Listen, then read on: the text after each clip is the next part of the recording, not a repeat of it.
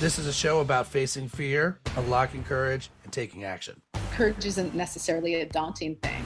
It's going to give you more purpose. It's going to give you more drive. It feels like making a courageous decision is going to get you closer to who you aspire to be. It's knowledge plus faith plus action equals courage.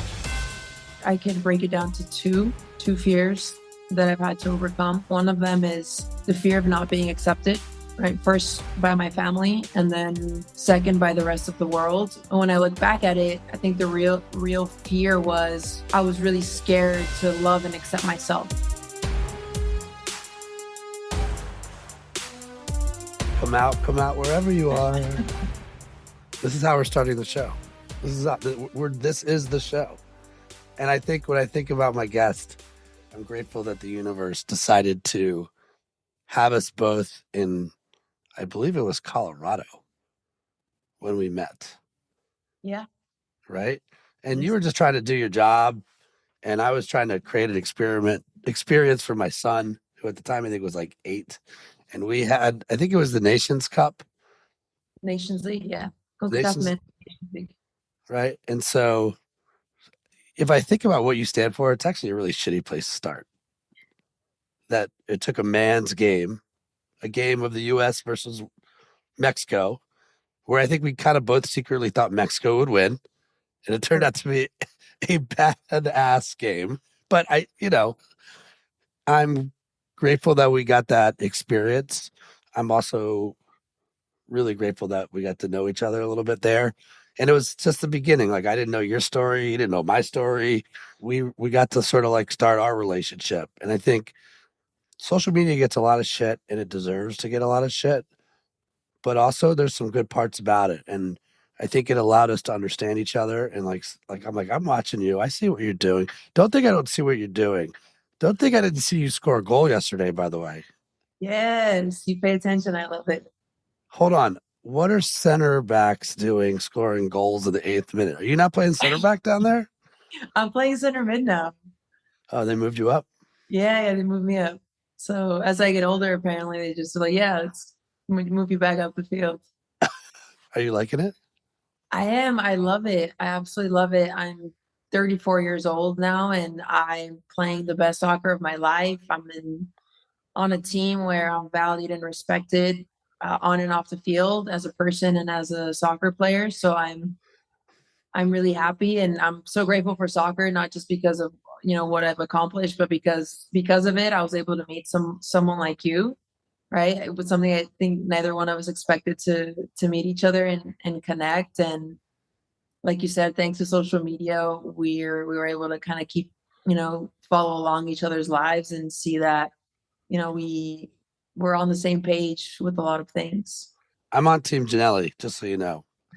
I mean, I'm happy that you're on a team that respects you, and I don't, again, we didn't have a prep call for this, so I think the universe needs to know that we're going to go with the flow on this one. But I feel like what I know about your story, which we're going to get into, when I hear you say things like, I'm playing the best soccer of my life, and if you look at some of the injuries you've had, right, torn ACL, torn meniscus, spinal fracture, torn Achilles, labrum issues, injuries.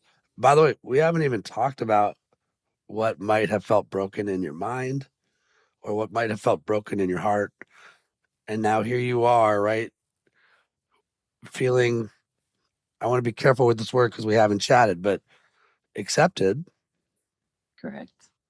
And it allows you to go play and go do you and be you and play at the level that you want. So it's awesome to hear, by the way, that you feel that you're playing. I know you well enough to know, and I say this sometimes from a stage, like I don't think you have it in you to lie to yourself. And a lot of people do. And so hey, we're going to just start there. Like, good on you. The fact that you're going to get the call up. You think you're going to get call up? What's the deal? No, I'm officially retired from the Mexican national team. Okay. And I'm happy with it. I'm good.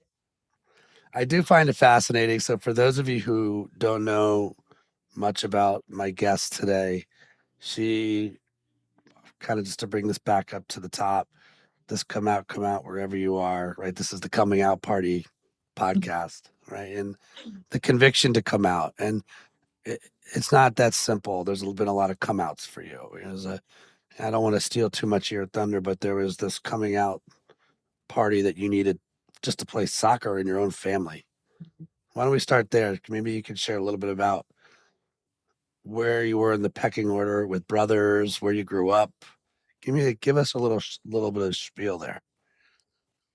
Yeah, I love the come out wherever you are, because I think it's a constant reoccurring theme in my life since I was born.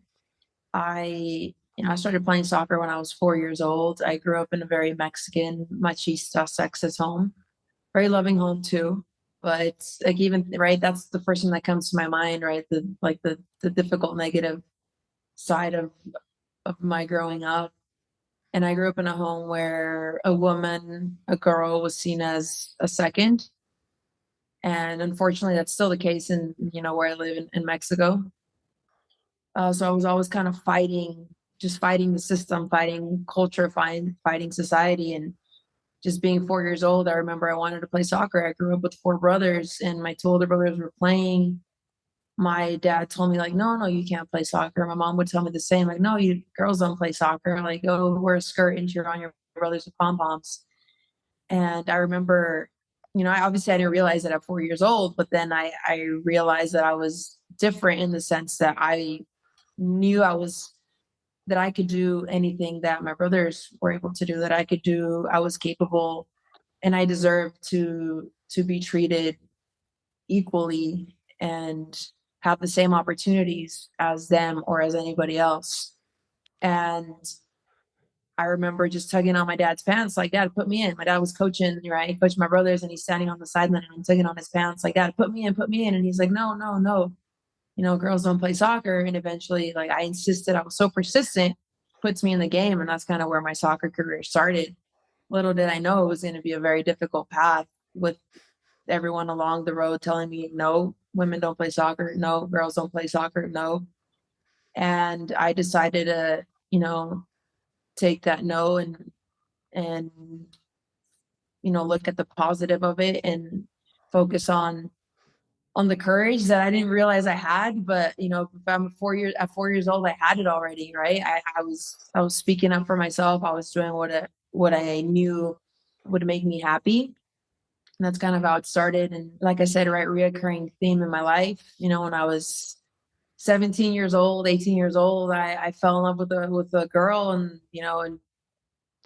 and everyone was like, wait, what do you mean? A woman can't live another woman? And obviously I'm like, well, if I feel it, of course I can. So then again, I had to, fight the system, fight culture, trying to tell me what to do. And, I knew what was good for me. I knew what was going to make me happy. At 34 years old, I feel like I'm still fighting the same battles, but it's not that it gets easier. I think I just get stronger. I think I've gotten a lot smarter, a lot wiser, in the sense that I know how and when to, pick my battles, and I know that it's necessary at the end of the day. I mean, you jumped through a lot of years really fast. Okay, you were 4, and then we blinked, and you were 17, right? But I get it. It's like it is come out wherever you are, right? And I mean, I think you try to, like, be a detective when you have guests on a little bit, Mhm. right? So, like, I think it was a big deal that you came out and you went to college. I think it was a big deal when I have empathy. Easy for me to say I wasn't you. Like, for your mom, like, the cooking, and Mexican cooking is a real thing, and that's like the love language. And yet you kind of came out for not eating your mom's cooking, right? Like, Yeah. this has to be a big deal, no? Yeah, definitely. Right. So, and I think every culture has, it has its ways. In the Mexican culture, think people think it's just so set in stone. Like, you have to do XYZ if you're a woman. You have to do XYZ if you're a man. You have to eat this way. You have to live this way.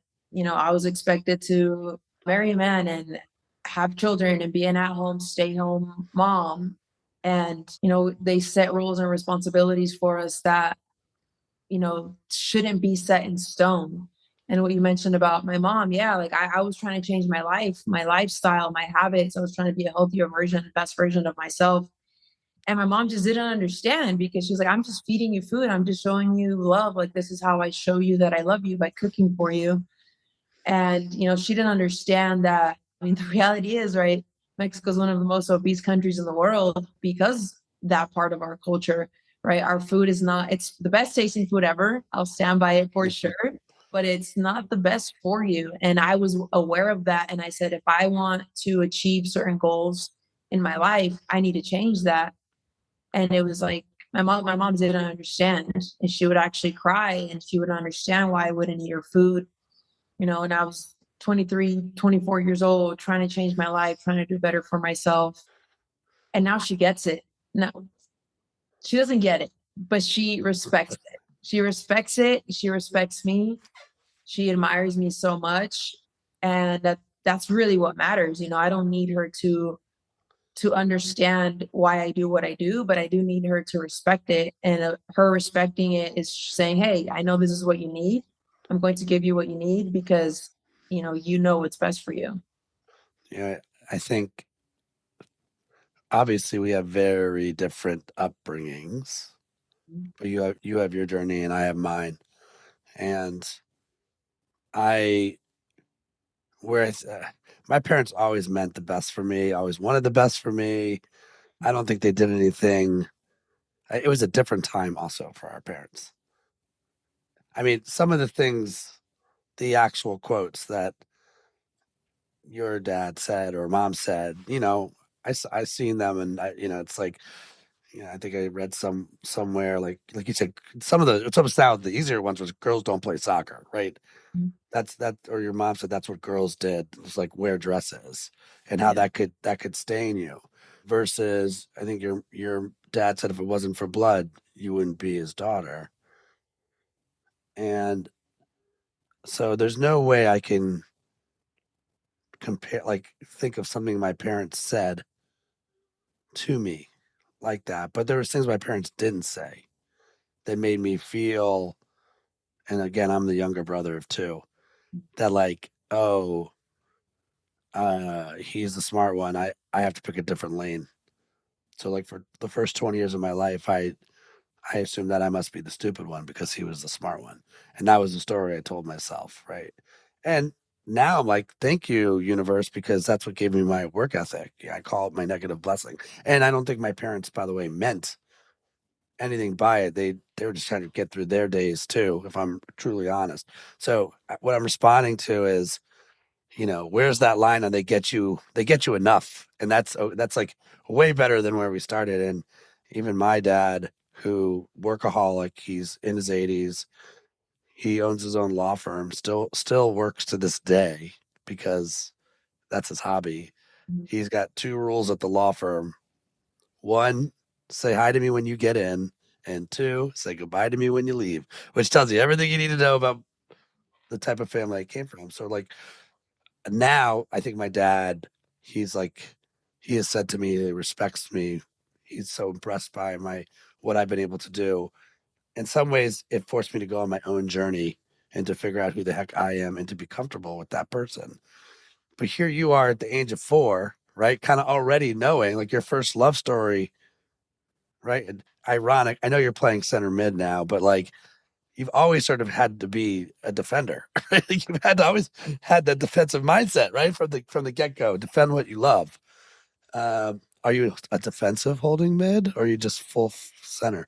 I do a little bit of both. I started as defensive holding mid, but my coach now he really trusts me a lot to go forward. So sometimes I end up attacking center mid, and I love it. I'm happy there.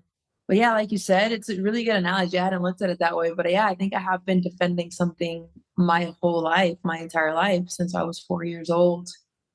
And one of the biggest things I think I've had to stand for is just that love is good in all its forms. And what you mentioned about my dad, I think it's I don't know, I don't think I know. It is one of the most important things of my life. In the moment, I didn't know it. In the moment, I thought it was the most difficult thing, right? Hearing my dad tell me, like, if it weren't for blood, you wouldn't be anything to me. You wouldn't be my daughter. I think I even get, my voice shakes a little bit, even saying that out loud. but I think it's important to say it for a few reasons, because I know there are a lot of people in this world that can identify with that. And at the end of the day, connection is what gives us meaning. And people need to understand and know that they're not together, that they're not alone, that there are so many people going through something similar. And like I told, or like I tell my dad and I tell my family, and I know at the beginning when I started, being so out and open about all of these things, I know it was difficult for my family. And I told them, hey, like, this is our story. It's not just mine. There's a mom out there, a dad out there, a brother out there that is going to be able to learn from this. And, because of it, they might be able to save their child's life. And that's why I wouldn't change a thing. And in the moment, it was the most difficult thing I went through. And I didn't think I was going to overcome it. I didn't think I was going to get through. I didn't think I was going to be able to live my life as I am living it now. I didn't think I was going to have the relationship I have with my dad and with my family now. But I learned that we need to live experiences like that to build strength, to build courage, to build just purpose, and to understand why we're here on this planet. So I'm forever grateful for that. Now, I share this story hoping that tomorrow there's less people having to go through this, because in an ideal world, nobody would have to suffer like that. But I'm also grateful that, life chose me for it, because, I don't know where exactly how or where this courage comes from, but because of it, I am who I am today. And because of it, I'm able to tell the story. Because of it, I know that, if my dad can be a better person because of it, I know that somebody else's dad can. If my mom can be a better person because of it, somebody else's mom can too. And, if I can overcome this, I'm just like any other human out there. Anybody else can overcome that too. Sorry, somebody just honked outside. That was right. Hey, a friendly reminder, this is a real show. It's a real show, yeah. It's a real show. I'm laughing because, again, until like 6 minutes ago when you told me you moved up to center, man, I'm like, how is it possible that a center back sure feels like a number 9 to me? And for those of you who aren't playing soccer, like you're on the attack. You're on the attack. Well, I say on the pitch of purpose. I mean, you are front and center, and I'm sure sometimes people feel you're a little off sides. Not that Mhm. you can't, right? But like you have, it's like total clarity for why you're doing it. And I guess I'm curious when because this is the come out wherever you are show. When your heart was like coming out of your chest the first time that you did face some of these really large fears, and I find it fascinating that clearly I'm just a little older than you, but like when you were 4, when you were 8, the world was as big or as small as your largest problem, which was, I want to get on that pitch. And I have people that are responsible for me that are saying, no, you should be like this. And then we grow, we literally grow, we get older. And then things like social media show up. Or even before that, we'll say, your path to playing for the Mexican team, right? Like the world truly got bigger and you started to see some of the world, not just like we're a 4-year-old version of you. You're representing Mexico and playing other countries.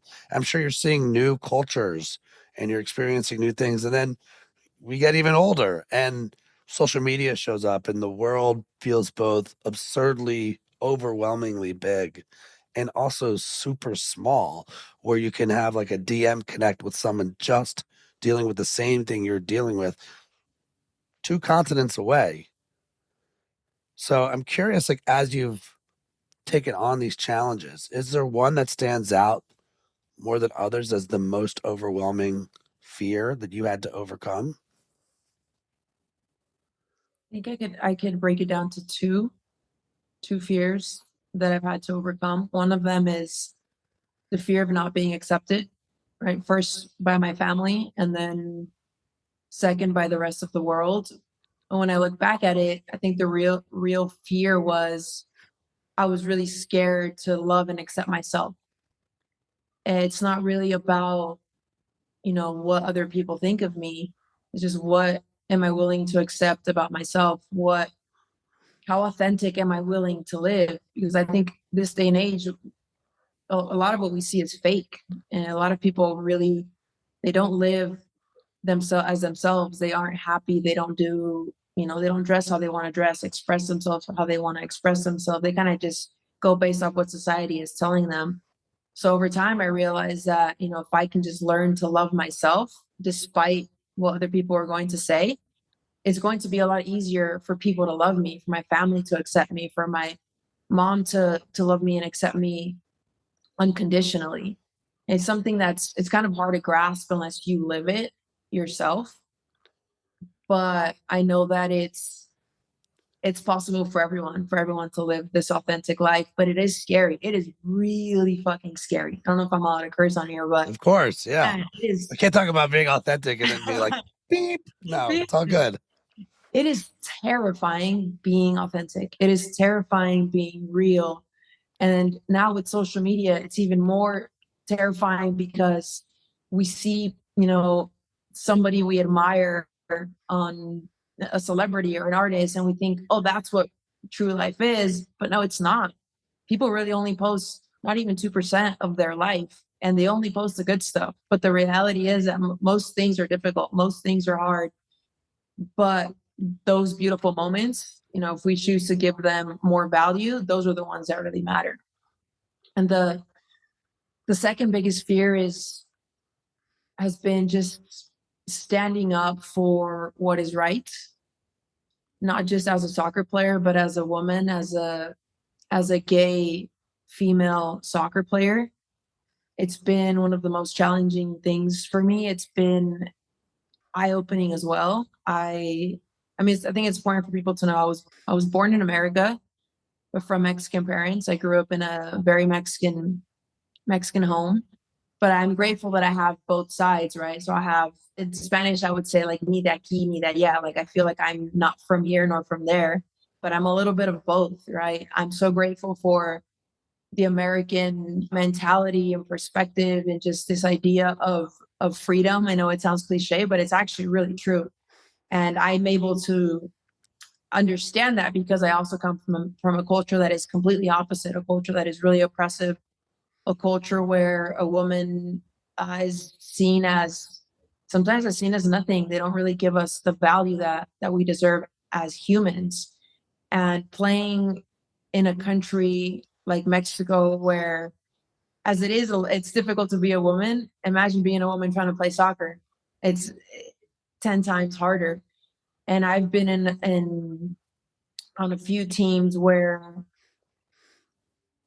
the system is just extremely oppressive and manipulative. And I've encountered, things that are, difficult to talk about, but I'm glad that I personally didn't live these things. But, I know I have teammates and former teammates who have experienced sexual abuse, physical abuse, verbal abuse, just manipulation in all its forms. And I remember the first time I decided to speak up, I was terrified. And I remember like the people in my inner circle, they questioned me. They said, "Are you sure you want to do this? Like you're going to fight, some of the biggest institutions in this country." Because at the end of the day, soccer is what runs this country.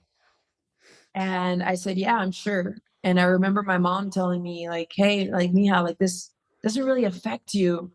Like you're going to be fine." I'm like, "Sure, Mom, but I'm acting from a place of privilege because of my skin color. I am white.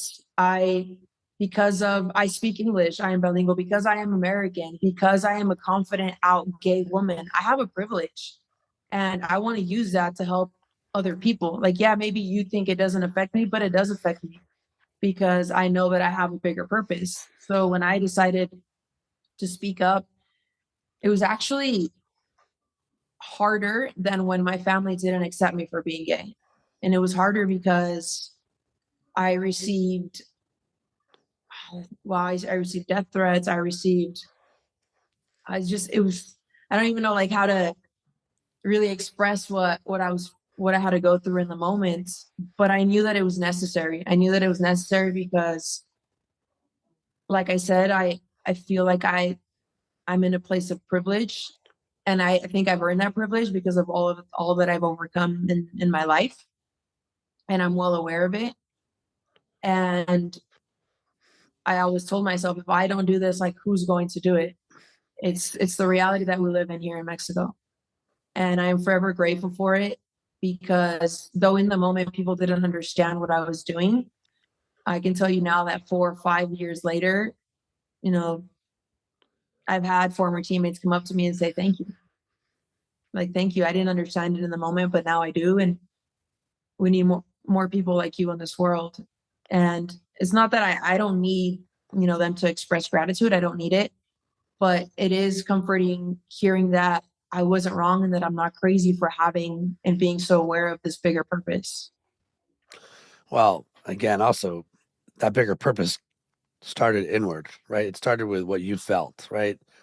Which I could only imagine that you could feel like, am I wrong?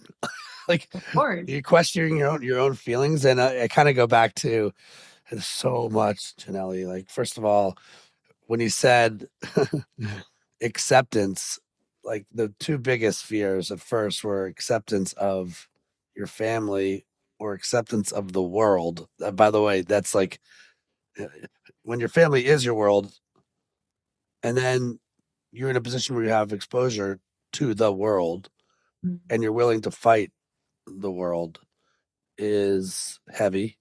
And I wouldn't even know where to begin what that must have felt like.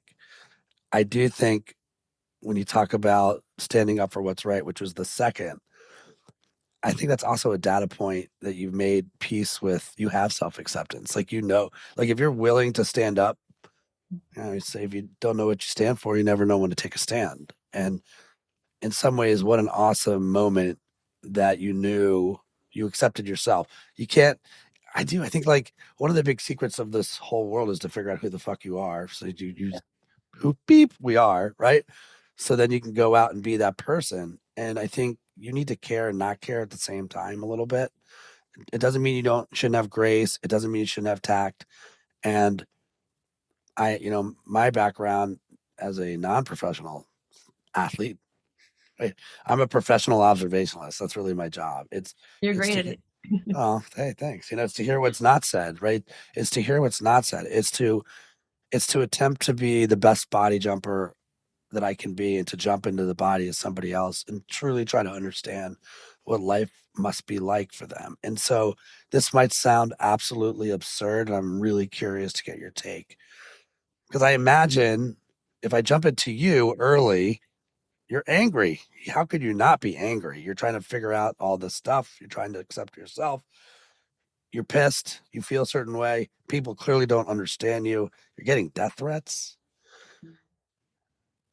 But then when I jump into the people that are sending those DMs, or this is just an education problem, it's actually less emotional.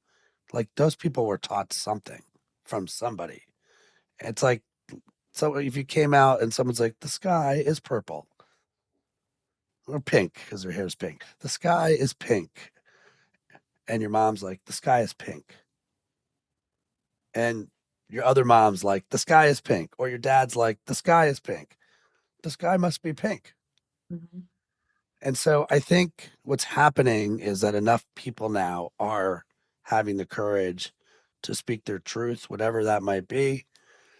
Here in America, it's bonkers on politics. We're not going to go down that rabbit hole. When I say things like we could have grace and tact and be better listeners and try to understand people's perspective, it still usually comes down from somebody taught you something somewhere, and someone that you care about gave you a belief system. And now that becomes your belief system. So this is a long, winding way to a question, which is, do you have empathy now for do you feel bad for people that haven't evolved? Like are giving you death threats and you're like, oh man, that's a bummer. Like they have there's no growth. Like I'm smiling because right before this call was on the phone with the person I'm dating, and we had a similar combo, and she was like, well, how do you change that? how do you change that? And I was like, well, it comes down to education, like you said, right? We need to educate the future generations so that we can generate this long-term change. So that's why I have the smile on my face. But to answer your question, do I have empathy? How do I feel about these people that just express hate? I don't know if I feel bad for them. I just know that I don't take anything personally. I don't wish anything bad on them. It's actually the complete opposite. I hope that they can find peace and happiness in their life, because without it, it's going to be difficult to move forward. I think that this day and age, it's very easy to hide behind a screen, to hide behind a phone, to hide behind a fake profile pic, and just say things out of hate. I hope that those people, they find love, and they can find love for themselves and learn to accept themselves, and to just be conscious of the fact that we're not responsible for how other people respond to what we say, but we are responsible for how we impact others, for how we express ourselves, for what we share and what we transmit to the world. And that's something that each person can control. If we were all more conscious humans, we'd be better at that, and we wouldn't have to worry about somebody being sad, or somebody having to live with death threats, or any form of abuse or hate or harassment. And I really do believe that every person is capable of loving themselves and of accepting themselves, and in turn transmitting nothing but greatness to the world. I mean, so you're on this pitch of purpose, which I kind of like for you, by the way. We got to do something with that. It's my new thing. I like it too. Yeah. And so talk to me a little bit about, I mean, because you're juggling a lot. Like, I think we're just on TV. Are you famous? Were you just on TV did you just cover, was it women's The Gold Women's Cup? Gold Cup. That's right. Yeah. Yeah, I did. Are you loving that stuff? Do you love covering? Like, do you love that side of it? It's growing on me. When we first met for the CONCACAF, the Men's Nations League, I was not a fan of commentating or analyzing on live TV. I didn't really like it, but I said, hey, I need to do this. I need to, get out of my comfort zone. And, if they're looking for me to do this, maybe I'm good at it. Maybe I can do it. So if other people believe in me, like, yeah, I'm going to give myself a shot at this. And now years later, it's growing on me. I like it. I do it in English and in Spanish. I think it's great for what I do, for who I am. I'm learning a lot. I'm not the best at it, but I'm learning a lot. I'm constantly trying to absorb from other people that have been in the industry for a while. I think it's the best way to look at it, and it really gets me out of my comfort zone. It's something that it's a big part of me. I like getting out of my comfort zone. I think it's the only way to grow and the only way to truly be happy, because there's no greatness comes out of living in comfort or living in a bubble. That trip also, I feel like I spent most of my time with, like, just jamming with you, and then also with Mo Adu. Oh yeah, my And guy. I love Mo, and like I just love the way he thinks, and I think we probably hit it off because he went to Maryland. I'm from Maryland, and it's silly to say that, but that's like what did it. And I love his perspective, and I love his enthusiasm. I also, when you're when you're trying to change the world, platforms don't hurt. And I know you have discipline if you're your role in your different situations, like being a personality on television, but that exposure can't hurt, right? That exposure's got to be a good thing. I know you're trying to do your job and do the role, but how does that play in this as well? Again, I'm assuming that plays too a little bit. Definitely. I think that exposure is really important for me being able to live my purpose. I think early on when social media started to grow, I realized that I can use the platform for good. It's we see I think the two sides of social media. Some people say it's bad. I think it can be really good. if we use it as a tool for change, as a tool to educate, as a tool to raise awareness, and whatever it may be that we need to address. And working in TV is a big part of that. It is important, and being able to do it in both in English and in Spanish it's huge. It's not easy. Don't get me wrong. It's not. It's actually really hard. You know, I was born in a bilingual home, and I'm fluent in both English and Spanish, but it is challenging because I feel like I'm in an even more vulnerable position because, you know, I'm exposed to being judged in two languages now. But that's part of it, you know, that comes with it comes with the job. And, you know, when I say job, I don't see it as a job. I love what I do. But, you know, it comes with it. And, you know, I just hope that more and more people can realize, you know, how much good we can do with this exposure, with social media, with, you know, like you said earlier, right? I can connect with somebody that's I don't know how many continents away, like that in an instant. In the spirit of a show called The Courageous Podcast, I want to go here on a couple things because I just don't know and I'm curious. So, how's the relationship with your mom now? The relationship with my mom is great. It's great. And if you would have asked me this 10, 15 years ago, I don't think I would have had a positive outlook on it. But now we get along really well. She respects me. There's some things she still doesn't understand, but she respects me. She admires what I do. She always tells me she's my number one fan, and I truly believe it. And, you know, whenever something new comes up, she's just the happiest, most proud person in the world. And it's exactly the type of love that I need. You think when she's with her friends and you're not around, she's like, "Oh, Janelly, there she goes again." I think she's just like showing pictures, just swiping through her phone, like showing me off. Oh, that's good. All right, what about your dad? Yeah, the relationship with my dad has grown a lot. It's not the best and it's not perfect, but you know, 12, 15 years ago, I didn't even think I would have a relationship with him. I thought, you know, the moment he told me what he told me, that when he said if it weren't for blood, you know, I wouldn't be his daughter, I thought that was it. I thought I was done. I thought for two reasons. One, because I wanted to take my own life. And two, after I realized, you know, that I had the courage to keep moving forward, I didn't know how I was going to have a relationship with him because I didn't know how can I let somebody like that into my life.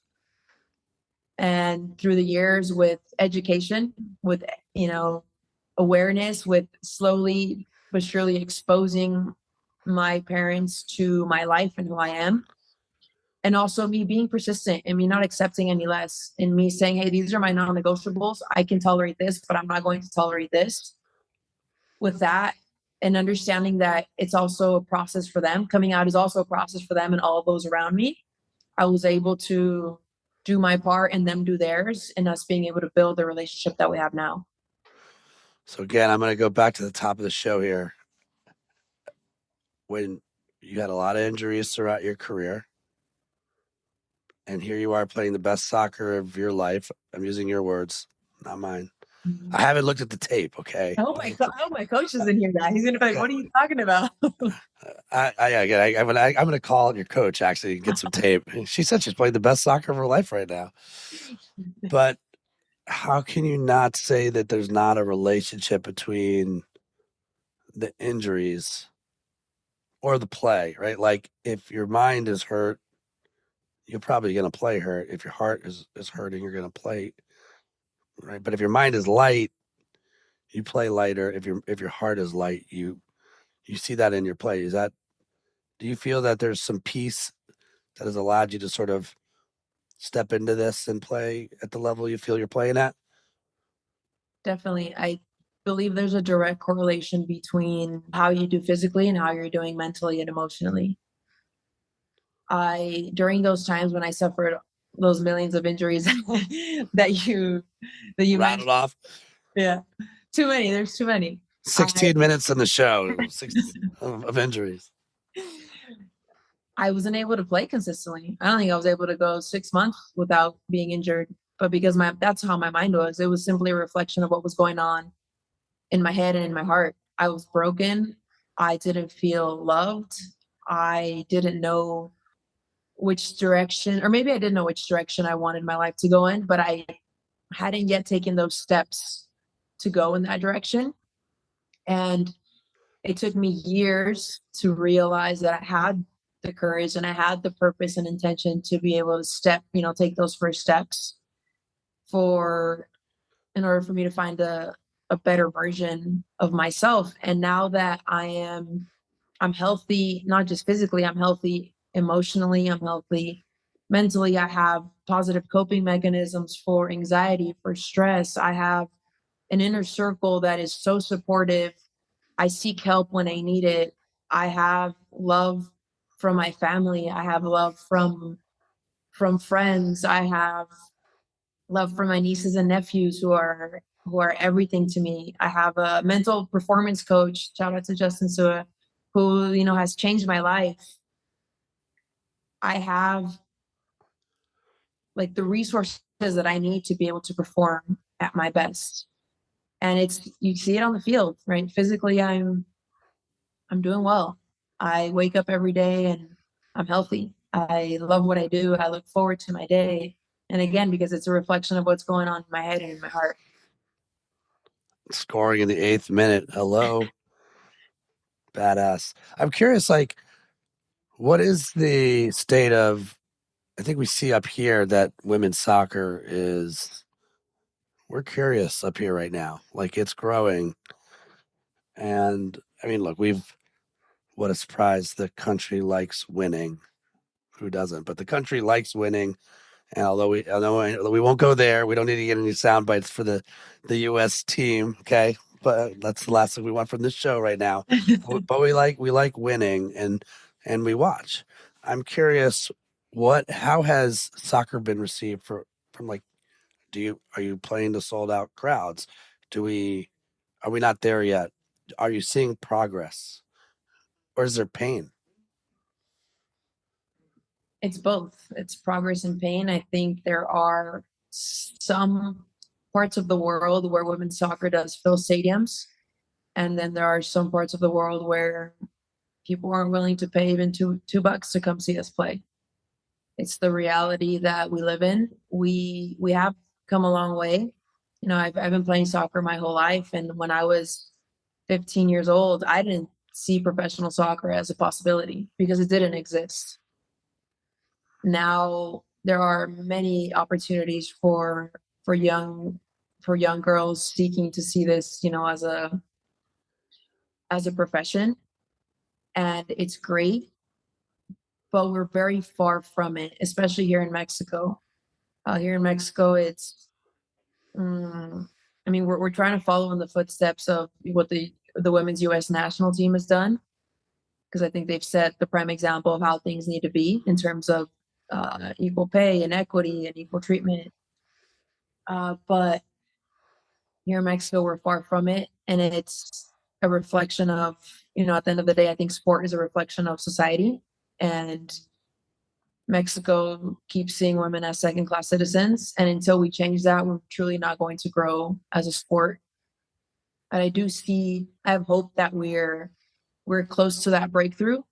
Some people will tell you, yeah, we're getting there. We're already there, but I'm not going to settle for what we have now. I'm very grateful for where I am today and that I can finally live off a soccer salary. I'm very grateful for that. But, I know people on other teams that, and I'm not exaggerating, they probably make $200 a month if they even get paid.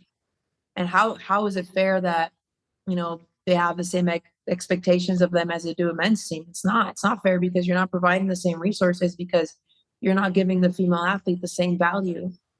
And we're not going to grow unless, one, we're aware of that, and two, are willing to make sacrifices and invest for that to change. All right. Now I know why you're smiling earlier when I was talking about the U.S. women's team, because you guys kicked their butts. Like, Yeah, we did 2-0 about a month ago. yeah, she's like, yeah, don't forget that part. 2-0. Oh, don't you do that to us. Wait. They then went on and were Gold Cup champs. And then just recently our men's team the US, so No, we can't do it. no. Don't just own it. Own it. Good for you. No, but like let's have that chat because okay, surface level, just surface level. I remember I did not watch the game. I saw I actually almost went to the game and then work got in the way. And I remember it came across the ticker. And no, I didn't think about you. I probably should have because I would have texted you and you would have given me some snarky comment back. But this is kind of at the surface level. This kind of feels like something that could ignite a country and go, oh, shoot, like this was not a small moment. Like, so again, I don't know. I don't read the newspapers or the internet in Mexico. Like, was it a big moment? Because it sure feels like an opportunity. Is that how it was seen or not really? It was definitely a huge moment, and I think it's going to go down in history, right? This generation of the national team beating the women's national team 2-0 in the first edition of the Women's Gold Cup. It was huge, but I think with that, the expectation got higher, and we were expected to just continue winning and win the Gold Cup. But that's not the reality that we're in. And in Mexico, we are our worst enemy. In Mexico, we have a culture of, and I think this is why we struggle to grow as a country, because we're the first. Like, if a Mexican is doing well, there's another Mexican that's going to be the first one to bring them down, and it sucks. It really sucks to live in a culture like that. And I think that's what happened when we beat the US 2-0. And it's like, yeah, y'all great, but what's going to happen after? They're probably going to suck. Right. And then what happens? We make it, and in quarterfinals we lose to Brazil, and then they think you're a failure. Right. Brazil is a terrible country, by the way. Right? It's like, no, you just lost to Brazil. Like, come on. Right. And on the men's and women's side, Brazil is a superpower. And now it's like seen as a failure, but it's not really a failure. It's just like, how do we change that narrative, right? How do we get people to see like this is a big stepping stone, but then you lose and like they think, oh, we just took 10 steps back. But we didn't. And it's frustrating because how do we change that narrative? Well, to me, it's a mentality culture, right? And I think here in the States, before your time, when we had the World Cup the first time, I remember, and we did well. Like we did well for us, for the US. And I remember going, and I've always loved soccer, like how you felt. I can't explain why. My babysitters were a soccer ball on the television. That's who raised me. Sometimes at the same time, would find the one channel that had soccer on at 6 a.m, and I'm down. And I think the U.S. mentality for a long time has always been, why not? Why not? Why not us? Why not? Right? We'll figure it out. Let's just keep going. Progress. And so I think, and we're mirrors. So when we're positive as a leader, now we're moving to the leadership, right? Like if I give love, the right people will give me love back. If I'm a jerk, you're going to be a jerk back, right? That's why it's so hard when you get a DM from that's hate and you have to figure out a way not to replicate that because we're just mirrors. It's like that's what I meant by I almost have empathy for that. Maybe this is a good, as we're kind of coming down the stretch here on the show. I wonder, again, as a visceral creature, that's part empath. At least I see myself that way. When I hear you're playing the best soccer of your life, coach, we're gonna fact check this. Coach is going to send me tomorrow's game because of that. You better score tomorrow. I'm looking forward to that text on if you score tomorrow. No, do you feel when you've had a life of pain and because you've been able to channel that, this is not negative, right? You got to go almost looking for what's uncomfortable. Is that a blessing or a curse for you? And when you have a moment like now where like you're playing well, relationships seem good, seem strong, Your relationship with yourself seems strong. Does it almost feel like, oh man, I better go find some pain? Do you hear? Does this make sense? Yeah, it definitely makes sense. I don't know. I think I've endured a lot of pain in my life already. I'm not saying it's the end of it. I think there's going to be more to come. I believe that life, puts obstacles in your way when it's time for you to be able to get through them. I'm in a really good place right now, and who knows, tomorrow something challenging might happen, and it's up to me to decide what significance or what value I give to that obstacle or that challenge. Just one about a month ago, a little over a month ago, I ended a 4-year relationship. And most people would think like, oh, she's miserable. Oh, how is she going to play? Oh, how? Right. But it's just a matter of perspective. 10 years ago, I would have been miserable. 10 years ago, I would have not had the resources that I have now to cope. And now I choose to see it as not as starting over, but I'm starting from experience. And I have all of the resources to be okay through this. And that despite going through something difficult, it doesn't mean that I'm in a bad place. It doesn't mean that I'm unhappy. It's actually the opposite. It's just something that I needed to do for myself to be better. And now I'm not scared of something difficult coming my way. Like I don't fear. I'm saying I am scared of certain things, but I'm not worried anymore about, oh, what if this happens? What if something bad happens tomorrow? That doesn't even cross my mind. Like I know that I'm capable of handling it. And I just try to live with that mentality. Yeah, the first words that come to mind are, the old "we can do hard things," right? And it seems that you've been doing those now for quite some time. All right, take us home here. Two things.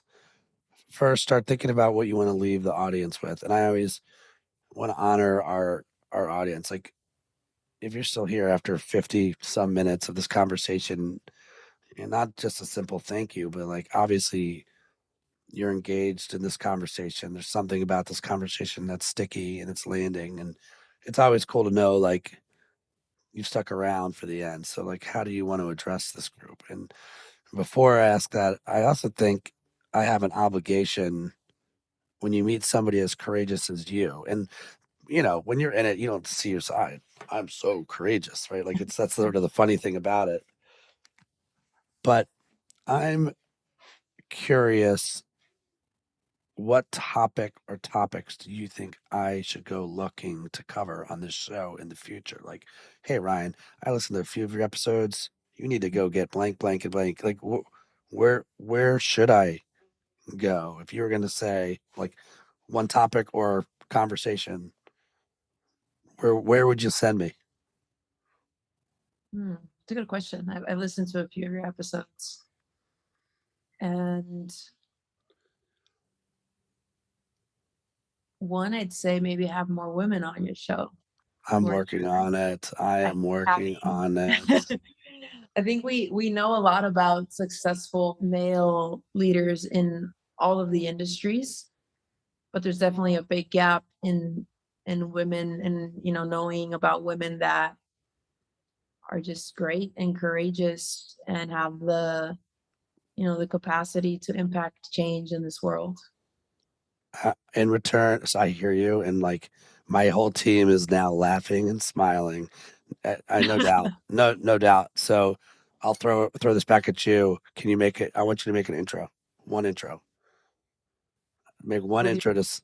I want you to make one introduction to a superpower, super female, who is crushing it that I should have on the show. Oh, Not right. Doesn't have to be right now. I'm not asking for right now. I have one already. Okay, well, Already. we'll do that. We'll keep this cliffhanger for We'll when. save it for behind the scenes for sure. Yeah. Okay. And then floor is yours. How do you want to end? Well, first of all, I'm grateful for you. I'm grateful for having met you in Colorado. I'm grateful that you have this platform and that you use your voice for good, and that you give other people a voice. We definitely need more people like you in this world. And thanks to the people that are listening, that took the time to listen to this. I just want people to know that, everybody has the capacity to live authentically. And that if you really want to be happy, being yourself is the best way to start. So good. Come out wherever you are. I kind of like this. I love it. I'm up for it. Yeah, this is a big coming out party here on the show, right? So thank you for coming out, for real. Thank you for being you. The woman that I met in Colorado, I had no idea was this woman. And it's been cool to watch your story. And I mean, if you think about it, it's been, what was that now? 4 years ago to 5 years? Maybe 5. So, and I also appreciate that. I love when I'll get a random text from you and it's like, or I'll send you a random text. It's a two-way street. And I think in the spirit of keeping it authentic, there's been times when it's been for an upper. There's been times when things have been down. And I think it can be very lonely when you do the world by yourself, and none of us need to do it alone. And I think the sooner you can be yourself, you can be open to meeting people like you. So I'm glad you're in my life too. Hey, go get 2 tomorrow. Go get two goals tomorrow. I mean, why just shoot for 1? Why just 1? Why we go for 2? I mean, if you're scoring in the 8th minute, you could at least get. All right. Thanks so much, Jay. Now I'm calling you Jay because it's Janelly. Thank you for coming on. Jay, appreciate it. You've got new fans, and I'm sure we'll chat soon.